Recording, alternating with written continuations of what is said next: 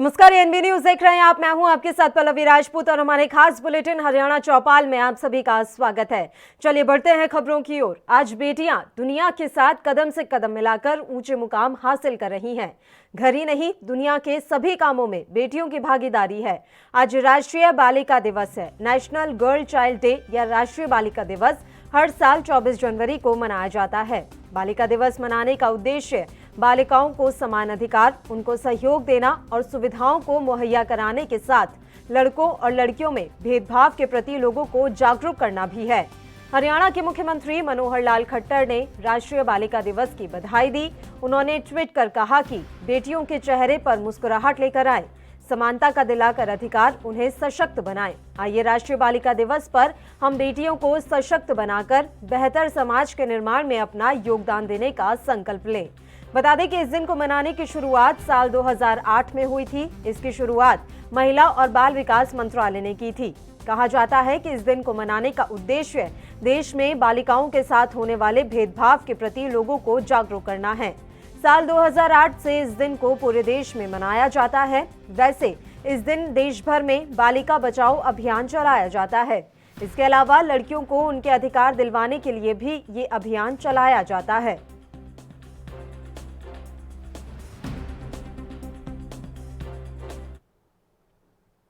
किसान आंदोलन और ट्रैक्टर परेड को देखते हुए हरियाणा सरकार ने गणतंत्र दिवस समारोह के शेड्यूल में बदलाव कर दिया है। सरकार को आशंका है कि किसान संगठन इस समारोह में खलल डाल सकते हैं। ऐसे में सुरक्षा के मद्देनजर आवश्यक कदम उठाए जाने जरूरी थे। शेड्यूल के मुताबिक पानीपत के शिवाजी स्टेडियम में मुख्यमंत्री मनोहर लाल के ध्वजारोहण का कार्यक्रम है। किसानों के विरोध के चलते सीएम के कार्यक्रम में शामिल होने पर संशय बना हुआ है। लेकिन शुक्रवार को भाकियू के प्रदेश अध्यक्ष रतन सिंह मान ने बयान जारी करके मुख्यमंत्री का विरोध न करने की बात कही है। उन्होंने ये भी मांग की है कि राजनीतिक फायदे के लिए विरोध करने वालों पर कड़ी कार्रवाई की जाए। जिला प्रशासन ने बताया कि 26 जनवरी को प्रदेश के मुख्यमंत्री मनोहर लाल शिवाजी स्टेडियम में झंडा फहराएंगे। उनका चॉपर शिवाजी स्टेडियम के बगल में स्थित डॉक्टर MKK स्कूल में लैंड कराया जाएगा। मार्च पास्ट, सांस्कृतिक और देशभक्ति से ओतप्रोत कार्यक्रमों के माध्यम से समारोह को भव्यता प्रदान की जाएगी। 26 जनवरी को पानीपत के शिवाजी स्टेडियम के 1 किलोमीटर के दायरे में किसी भी प्राइवेट हवाई उड़ान पर प्रतिबंध रहेगा। राज्यपाल प्रोफेसर सत्यदेव नारायण आर्य अब पंचकुला के बजाय राजभवन में ही तिरंगा फहराएंगे। CID की रिपोर्ट के मुताबिक पानीपत में मुख्यमंत्री के कार्यक्रम में कुछ किसान संगठन बाधा डाल सकते हैं। ऐसे में पूरी संभावना है कि मुख्यमंत्री मनोहर लाल की पंचकुला में ही उन्हें मुख्य अतिथि बनाया जा सकता है, क्योंकि यहां किसान आंदोलन का प्रभाव कम है। अंबाला में उप मुख्यमंत्री दुष्यंत चौटाला के कार्यक्रम में भी बदलाव हो सकता है।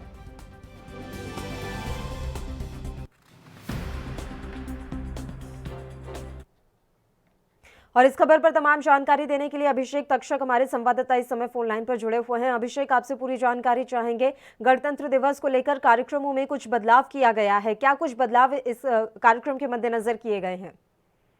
जी बिल्कुल, देखिए ये तीसरी बार जो है, जैसे जानकारी जो मिल रही है, तीसरी बार जो गणतंत्र दिवस का जो कार्यक्रम आयोजित किया जाता है हर साल, उसके कार्यक्रम में इस बार सरकार की ओर से तीसरी बार जो बदलाव की जानकारी मिल रही है। इसमें जो अब जैसी जानकारी मिली उसके हिसाब से ये है कि जो सत्यदेव नारायण आर्य जो कि गवर्नर हैं हरियाणा के, उनके कार्यक्रम का लिए नोटिफिकेशन भी जारी हो गया कि वो पंचकुला की बजाय राजभवन में ही ध्वजारोहण का जो कार्यक्रम है वो करेंगे। और वहीं जो मुख्यमंत्री है उनके कार्यक्रम में भी बदलाव की आशंका जताई। और वहीं कई मंत्रियों की भी जो जानकारी मिल रही है वो ये है कि कई मंत्रियों के भी जो कार्यक्रम है उसमें भी बदलाव किया जा सकता है। उदाहरण के तौर पर ये कहा जा सकता है कि नूंह में पहले जैसे DC का कार्यक्रम था तिरंगा फहराने का, तो अब किसी मंत्री की ड्यूटी वहां पर लगाई जा सकती है। इस तरह की जो जानकारी है वो सामने आ रही है। जी बिल्कुल अभिषेक, जानकारी मिल रही है कि रतन सिंह जो कि भाकियू के प्रदेश अध्यक्ष हैं, उन्होंने भी अपील की है कि किसी भी तरह का कोई विरोध मुख्यमंत्री का ना किया जाए। जी बिल्कुल, देखो ये रतन सिंह मान की ओर से भी ये अपील की गई है और वहीं गुरनाम सिंह चड़ूनी जो है उनकी ओर से भी वीडियो जारी कर ये कहा गया है राष्ट्रीय पर्व है, इसमें किसी तरह किसान जो है व्यवधान ना डालें और कहीं भी जो ध्वजारोहण का कार्यक्रम है उसमें किसान उसका विरोध ना करें। कोई राजनीतिक अगर कार्यक्रम इस दौरान किया जाता है तो उसका विरोध जरूर किया जाता है, लेकिन ये एक राष्ट्रीय पर्व है, इसकी देश की भावनाओं इसके साथ जुड़ी हुई है और बलिदान और देश का जो प्यार इससे दर्शाया जाता है। तो इसलिए इस कार्यक्रम का विरोध ना किया जाए, किसान जो नेताओं की ओर से ये अपील जरूर की गई है। और अभी लेकिन जो रिपोर्ट आ रही है सीआईडी की कहें या खुफिया जो तंत्र है सरकार का, उसके अनुसार ये है कि सरकार ये मानती है कि कई जो जगह जो है उन कार्यक्रम में बदलाव होना चाहिए ताकि कोई इस तरह की स्थिति ना उत्पन्न हो। जी बिल्कुल, और ये जानकारी मिल रही है कि शिवाजी स्टेडियम के 1 किलोमीटर के दायरे में किसी भी प्राइवेट हवाई जहाज के उड़ान पर प्रतिबंध रहेगा। इसको लेकर क्या कुछ जानकारी मिल रही है अभिषेक, और क्या कुछ प्रतिबंध लगाए गए हैं?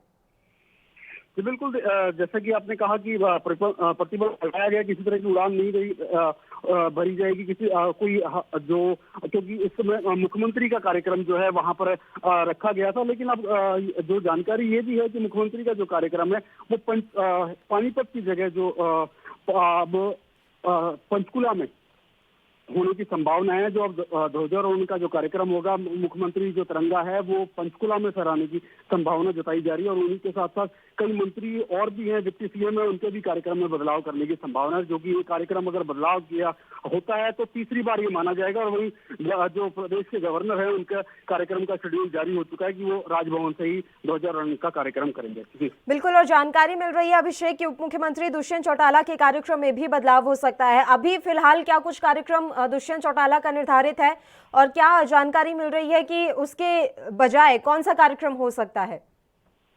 देखिए, अभी ये कहना साफ तौर पे नहीं कहा जा सकेगा कि दुष्यंत चौटाला कहां पर कार्यक्रम रखा जाएगा, क्योंकि अभी तक किसी तरह की कोई नोटिफिकेशन जारी नहीं है, कोई आधारित जो बयान है सरकार की ओर से वो या कोई दस्तावेज नहीं सामने आए हैं। लेकिन जो सूत्र है उनका कहना यही है कि जो डिप्टी सीएम जो है उनके कार्यक्रम में बदलाव स्वाभाविक है और उनका जो कार्यक्रम जो है वो उसमें बदलाव किया जा सकता है। पहले वो अंबाला में उनका कार्यक्रम रखा गया था, अब दूसरे किसी जिले में, अन्य जिले में उनका कार्यक्रम तय किया जा सकता है। इस तरह की जानकारी उन्हीं के साथ साथ कई मंत्री भी हैं, उनके भी कार्यक्रम में बदलाव की संभावना जताई गई है। जी बिल्कुल अभिषेक, देखिए ये साफ तौर पर नजर आ रहा है कि किसानों के विरोध के चलते ही तमाम शेड्यूल में बदलाव किया जा रहा है।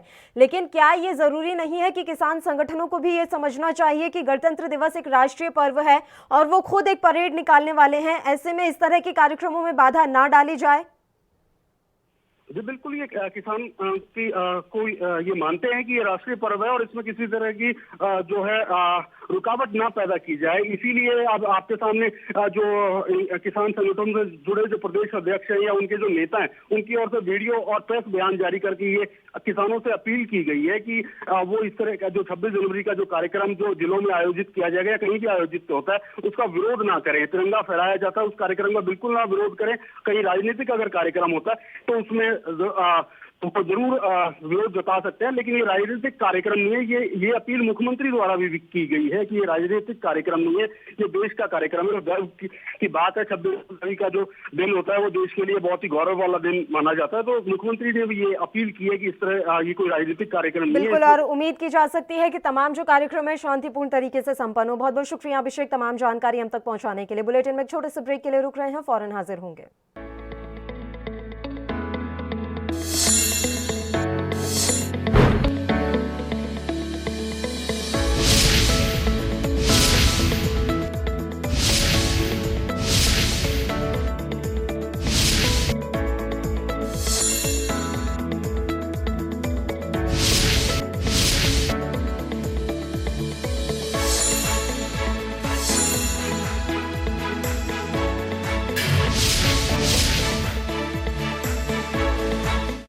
क्या आप दुबले पतले कमजोर हैं? आपकी सेहत नहीं बनती, भूख कम लगती है, वजन नहीं बढ़ता? दरअसल मेन बात खाना पीना खाना नहीं है, मेन बात है खाया पिया लगना। और अगर खाया पिया लगेगा ही नहीं तो सेहत बनेगी कैसे?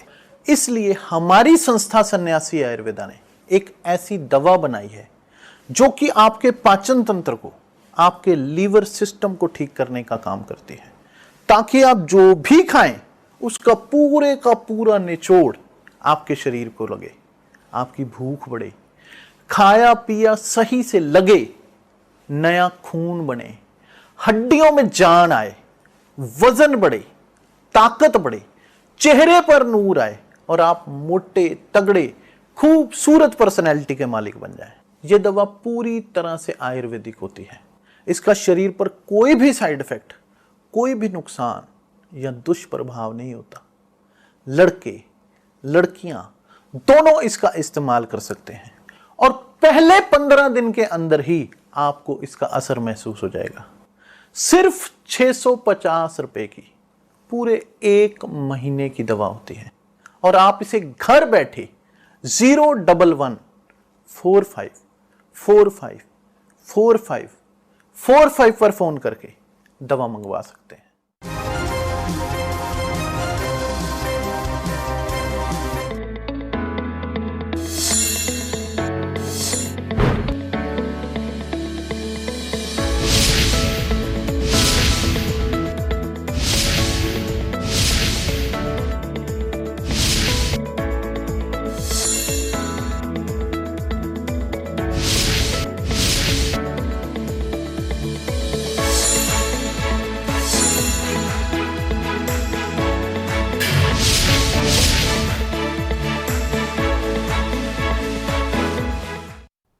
ब्रेक के बाद एक बार फिर से आप सभी का स्वागत है। बढ़ते हैं कुछ और खबरों की ओर। कांग्रेस का हर कार्यकर्ता मजबूती से किसानों के इस संघर्ष में हर मोर्चे पर डटकर साथ देगा।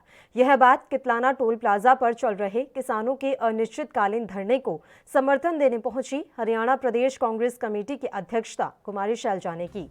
उन्होंने कहा कि तीनों कृषि कानूनों से न केवल मंडी व्यवस्था ध्वस्त होगी बल्कि एमएसपी भी नहीं बचेगी।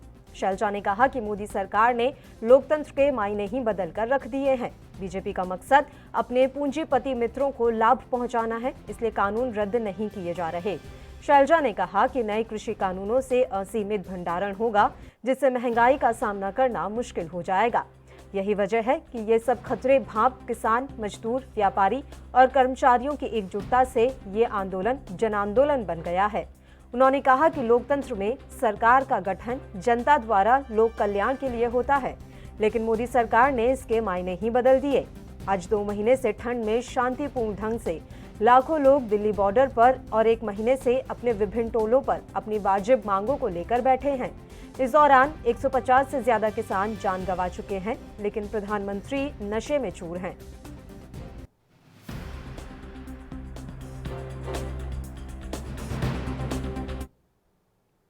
दिल्ली में राजपथ पर जब देश के बेटे परेड कर रहे होंगे, तभी दिल्ली की सड़कों पर उनके परिजन किसान ट्रैक्टर लेकर मार्च निकालेंगे। एक तरह देश की ताकत जवान होगा तो दूसरी ओर किसान झांकियां निकाल रहा होगा। इसके लिए शनिवार को परेड के लिए फाइनल रिहर्सल की गई। परेड की अगुवाई के लिए महिलाओं को तैयार किया गया है, तो युवाओं को व्यवस्था की जिम्मेदारी सौंप दी गई है। परेड के लिए सोनीपत के कुंडली बॉर्डर पर करीब 20,000 ट्रैक्टर पहुंच चुके हैं, तो 1 लाख से अधिक किसान मौजूद हैं। किसानों की ट्रैक्टर परेड में 50 तरह की झांकियों की झलक दिखाई देने वाली है। इनमें केवल किसानों के तमाम रूपों और किसानों की दशा की झलक दिखाई देगी। इन झांकियों को गणतंत्र दिवस समारोह की झांकियों के समानांतर तैयार किया गया है।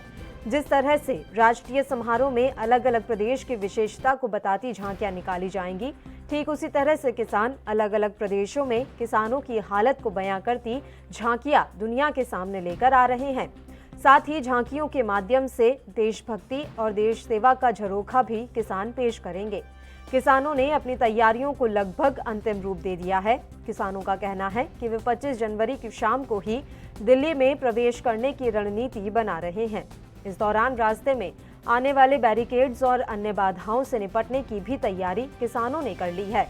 हर ट्रैक्टर की कमान एक पारंगत चालक के हाथ में होगी।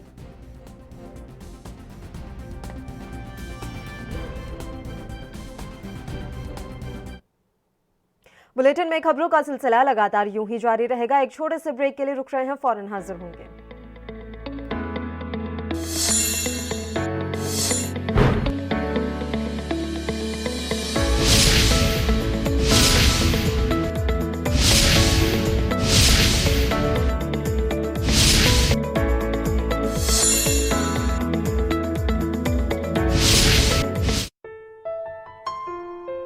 ਇਹ ਮੁਸਕਾਨ ਹੈ ਉਸ ਸੁਪਨੇ ਦੀ ਜੋ ਹੁਣ ਪੂਰਾ ਹੋਇਆ ਹੈ।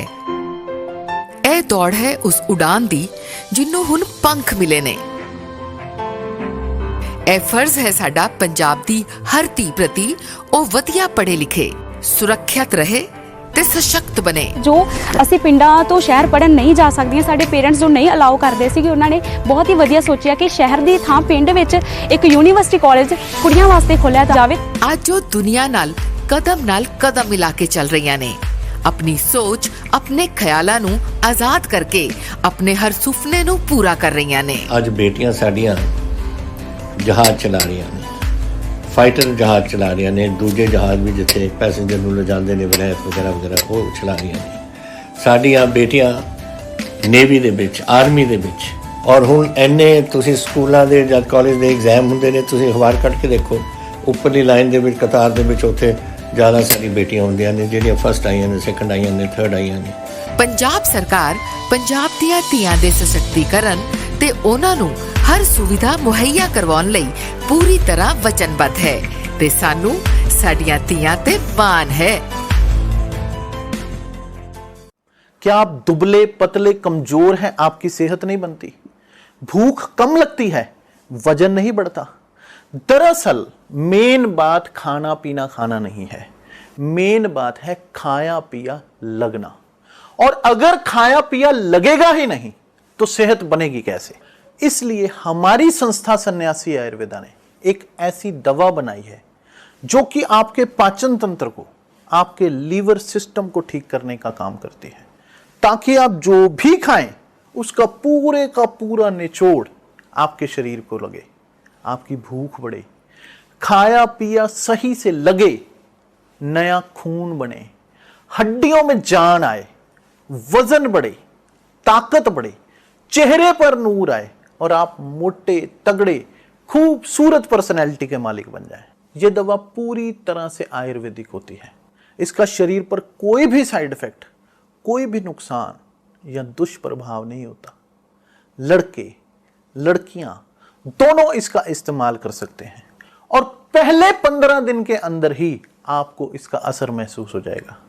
सिर्फ 650 रुपए की पूरे 1 महीने की दवा होती है और आप इसे घर बैठे 011 45 45 45 45 पर फोन करके दवा मंगवा सकते हैं।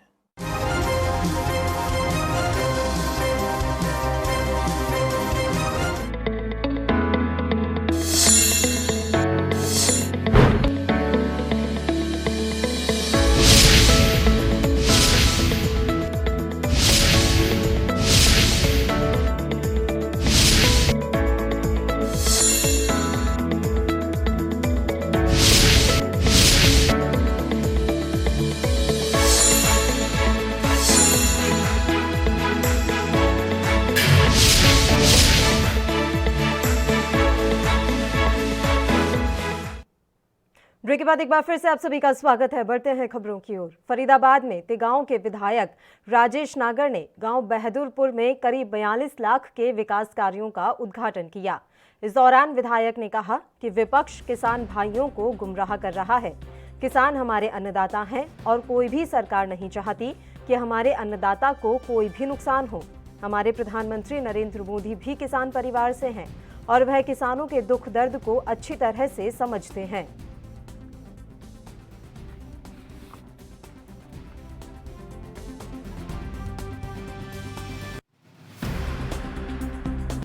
यहाँ पर 42 लाख के करीब के उद्घाटन आज हुए हैं। इसमें एक धानक चौपाल, एक कम्युनिटी सेंटर और कुछ यहाँ की गलियाँ हैं। और अभी 27 लाख की ग्रांट अभी और जल्दी आने वाली है और जो भी यहाँ के विकास कार्य जो रह रहे हैं वो भी सब पूरे किए जाएंगे। लोगों ने सफाई व्यवस्था की शिकायत दी है।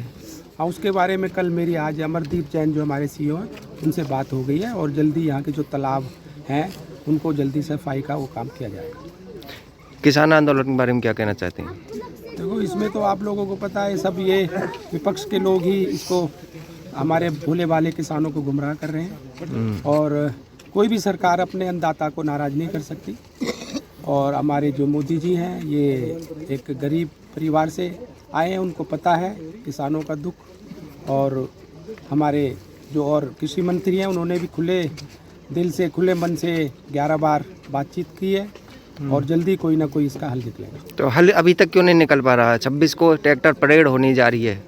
देखो ये तो किसान भाइयों को देखना है जो इनको गुमराह कर रहे हैं। अब ये उनके हाथ से भी बात। पूर्व मुख्यमंत्री भूपेंद्र सिंह हुड्डा ने प्रदेश सरकार पर निशाना साधते हुए कहा कि सरकार के हर फैसले जन विरोधी हैं, जिसको लेकर हर वर्ग परेशान है। उन्होंने कहा कि प्रदेश में कांग्रेस सरकार आने पर किसान आंदोलन में मृतक किसान के परिवार को मुआवजा और नौकरी दी जाएगी। साथ ही उन्होंने किसी भी प्रकार की हिंसा के समर्थन से इनकार किया है और गणतंत्र दिवस को पूरे उल्लास के साथ मनाने की अपील की है। पूर्व सीएम हुड्डा ने कहा कि किसानों को किसी भी प्रकार के आंदोलन में हिंसा का सहारा नहीं लेना चाहिए, क्योंकि हर एक लड़ाई अहिंसक तरीके से जीती जाती है। उन्होंने कहा कि वह आंदोलन कर रहे किसानों का समर्थन करते हैं, ना कि नेतृत्व। उन्होंने आह्वान किया कि गणतंत्र दिवस गौरव दिवस है और प्रत्येक व्यक्ति को इसे उल्लास के साथ मनाना चाहिए। पूर्व सीएम हुड्डा ने कहा कि हरियाणा डोमिसाइल के लिए सरकार द्वारा किए गए नियमों में बदलाव का विरोध भी करता है। उन्होंने कहा कि सरकार ने नोटिफिकेशन जारी किया है कि अब कोई भी शख्स जो 5 साल से हरियाणा में निवास कर रहा हो वो यहां का डोमिसाइल बनवा सकता है। पहले ये मियाद 15 साल की थी। हुड्डा ने कहा कि एक तरफ प्रदेश सरकार प्राइवेट नौकरियों में हरियाणा वासियों को 75% आरक्षण का जुमला उछालती है, दूसरी तरफ सरकार ये दोहरी नीति क्यों अपना रही है।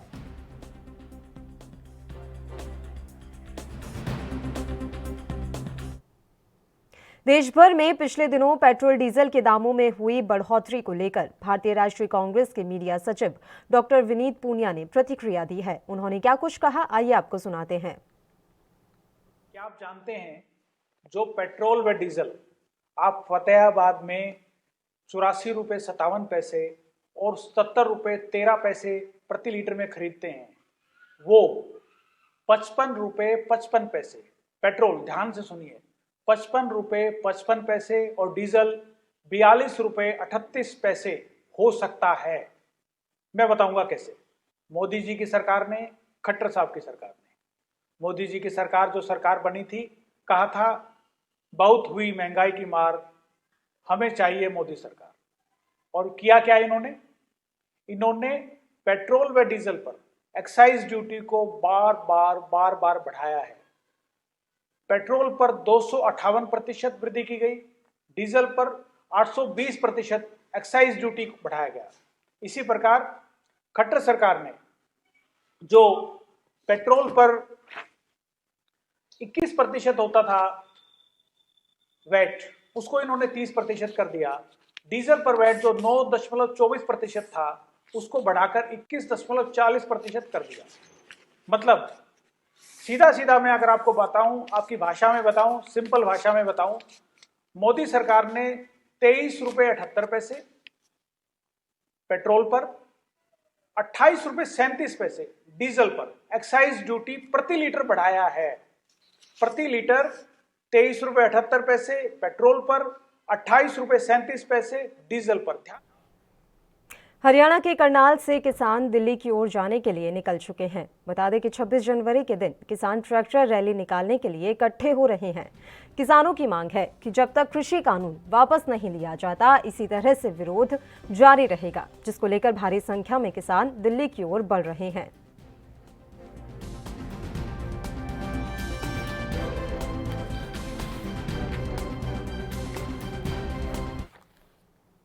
चंडीगढ़ में कांग्रेस विधायक नीरज शर्मा का कहना है कि अंतर्राष्ट्रीय मानचित्र पर साइबर हब के रूप में अंकित हो चुके गुरुग्राम को पुलिस भ्रष्टाचार के चंगुल से निकालना होगा।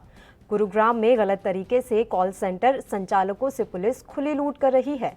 अभी 3 करोड़ रुपए की रिश्वत मांगने का मामला चल ही रहा है, लेकिन इसी बीच एक और कॉल सेंटर संचालक से 20 लाख रुपए रिश्वत मांगने का मामला सामने आया है।